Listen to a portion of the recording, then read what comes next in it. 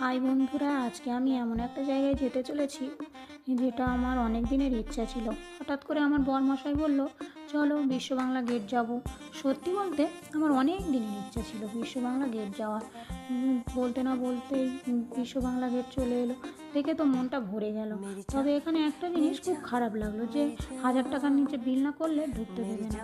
কেউ তো বেশিও করতে পারে, আবার কেউ কমও করতে পারে, সেটা ফিক্সড করার তো কোনো মানে হয় না। তবে যাই হোক, চলো উপরে যাওয়া যাক। উপরে চলে এলাম, এসে তো ঘুরতে শুরু করে দিয়েছে। তবে আমার পুজোর জন্য একটু মনটা খুব খারাপ লাগছিল। তারপরে আমরা খাবারটা অর্ডার দিয়ে দিলাম।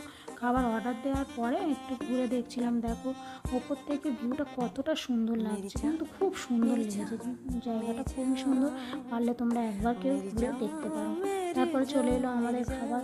আমরা নিলাম তন্দুরি রুটি, বাটার নান, বাটার চিকেন, প্লেন রাইস, আর শেষে নিলাম ব্লু লেমন ড্রিঙ্কস।